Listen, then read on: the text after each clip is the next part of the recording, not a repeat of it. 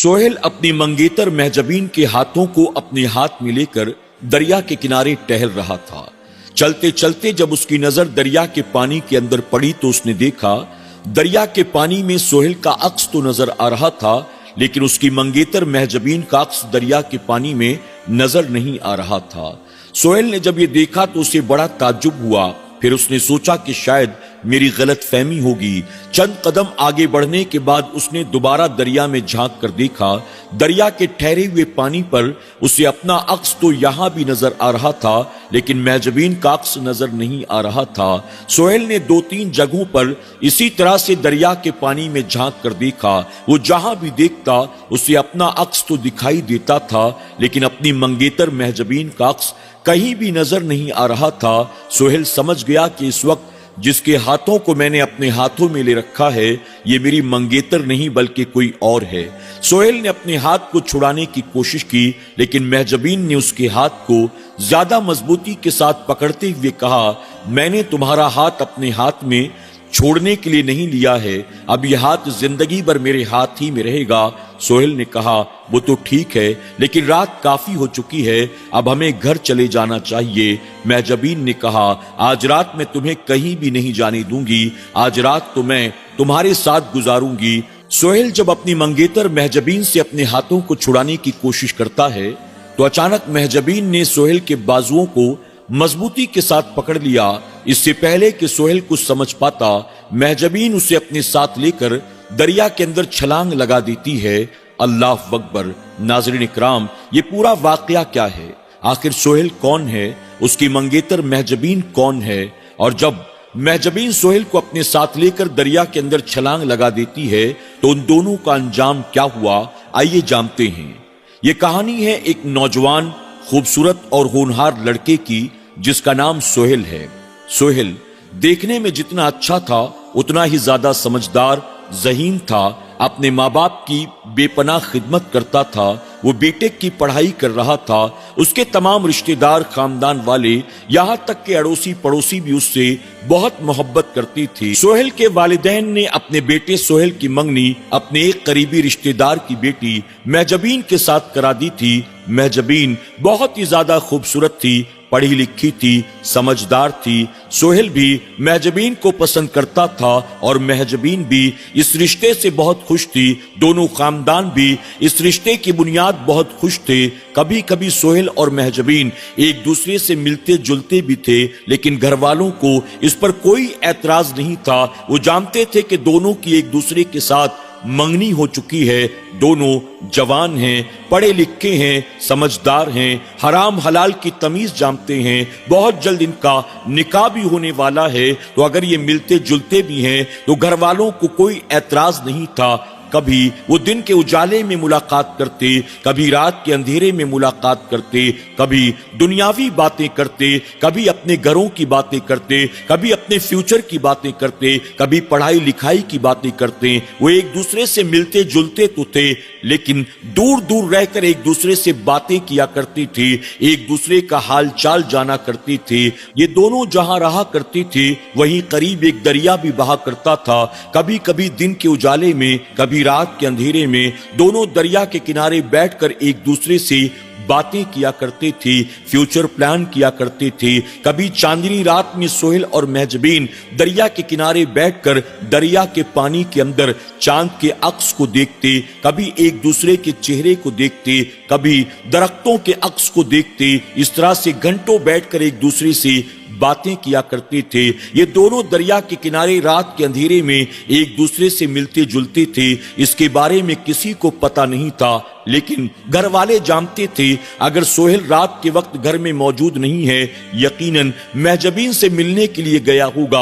और अगर महजबीन घर के अंदर मौजूद नहीं है तो महजबीन के घर वाले भी जानते हैं कि सोहेल के साथ कहीं गई होगी। घर वालों को इस बात पर कोई ऐतराज न था। इत्तेफाक से सोहेल और महजबीन दरिया के किनारे जहां एक दूसरे से मिला करते थे वहीं एक दरख्त के ऊपर एक जिनजादी रहा करती थी। सोहेल और महजबीन को जिनजादी के बारे में मालूम नहीं था, लेकिन वो जिनजादी हर रात इन दोनों को वहां आता जाता देखती थी। लेकिन चूंकि इन दोनों ने कभी उसे डिस्टर्ब नहीं किया था, इस वजह से उसने भी कभी इन्हें कोई तकलीफ नहीं दी थी। वो रोजाना रात को आते, चुपचाप एक जगह बैठ जाते, घंटों एक दूसरे से बातें करते, एक दूसरे को देखते रहते और उसके बाद उठकर अपने अपने घर चले जाते थे। जिनजादी रोजाना रात उन्हें आता जाता देखती थी, लेकिन उसने इन दोनों को परेशान न करने का पक्का इरादा कर रखा था।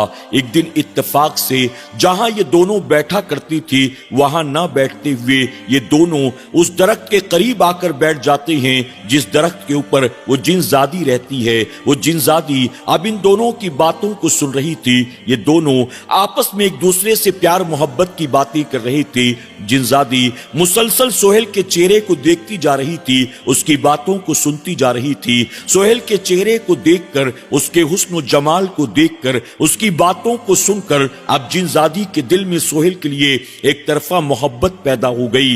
अब रोजाना रात को जब वो मुलाकात करने के लिए दरिया के किनारे आता था, वो भी झाड़ियों में छुप छुप कर उन दोनों को देखा करती थी।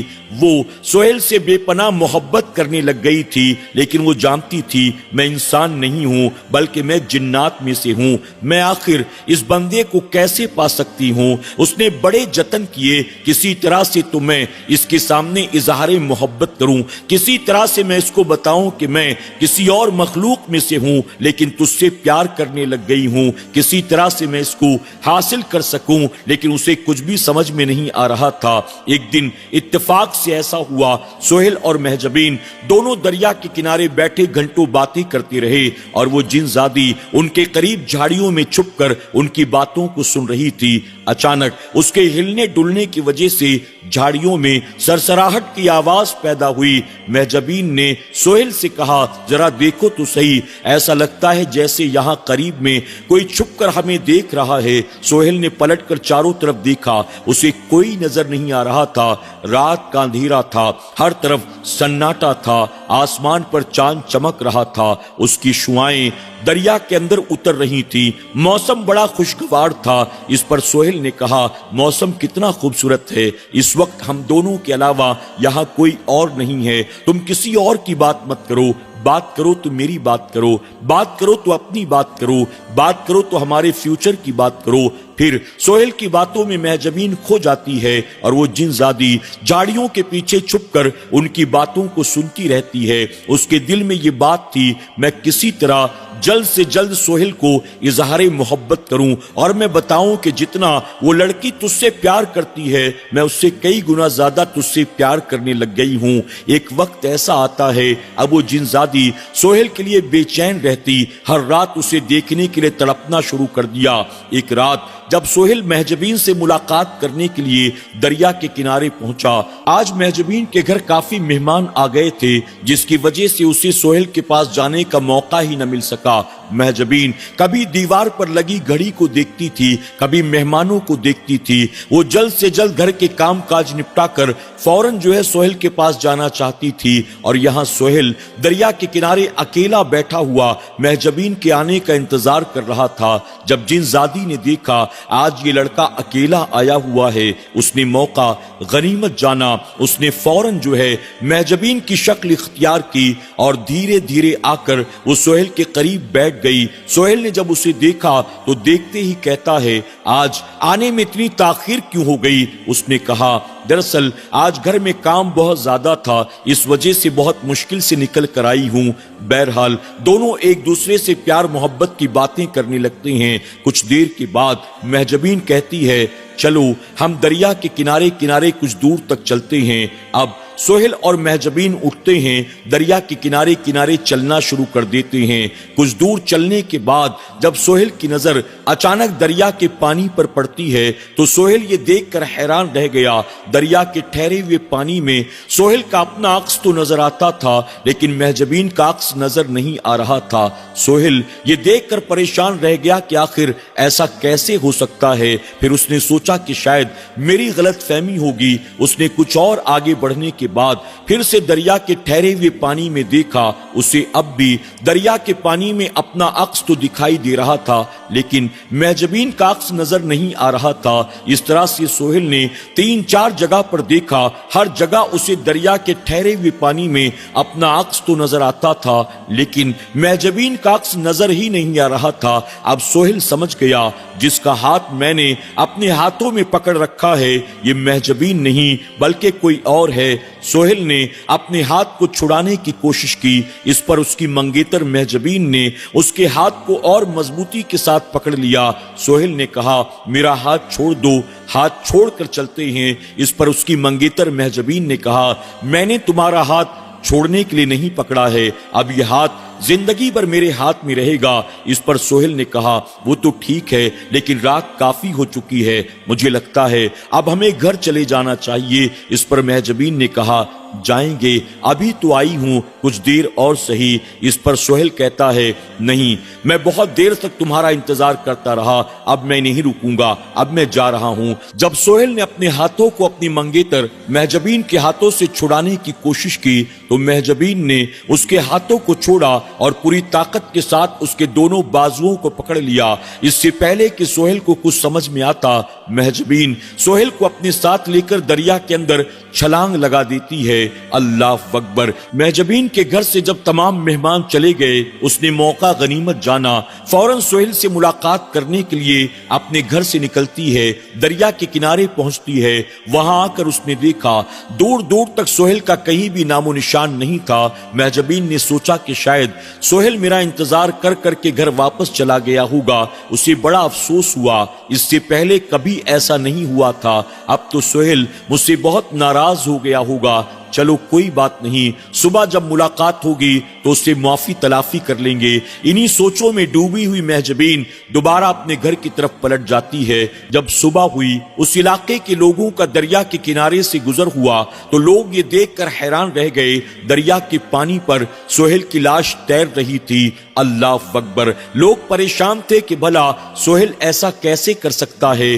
آپس میں لوگ چمی گوئیاں کر رہے تھے، کیا سہیل نے خودکشی کر لی؟ کیا اس کی منگیتر نے اسے پانی کے اندر دھکا دے دیا؟ کیا سہیل کے ساتھ کوئی حادثہ پیش آیا؟ کسی کو کچھ بھی سمجھ میں نہیں آ رہا تھا۔ ایک لڑکا جو اتنا پڑھا لکھا تھا، ذہین تھا، سمجھدار تھا، اپنے ماں باپ کا لاڈلا تھا، اس کے ساتھ ایسا کیسے ہو سکتا ہے یا وہ خود ایسا کیسے کر سکتا ہے؟ جب گھر والوں کو پتا چلا چاروں طرف ماتم پھیل گیا، کسی کو کچھ بھی سمجھ میں نہیں آ رہا تھا بھلا سہیل کے ساتھ ایسا کیسے ہو سکتا ہے۔ اللہ اکبر۔ ناظرین اکرام، میں نے بارہا آپ کو یہ بتایا جنات میں اچھے بھی ہوتے ہیں، برے بھی ہوتے ہیں، نیک بھی ہوتے ہیں، بد بھی ہوتے ہیں۔ وہ جنزادی جو سہیل اور محجبین کو اکثر دریا کے کنارے آتا جاتا دیکھتی تھی، اس نے کبھی بھی انہیں نہ ڈرایا نہ پریشان کیا، لیکن جب اس کے دل میں سہیل کی محبت پیدا ہو گئی تو نتیجے میں سہیل کو پانے کے لیے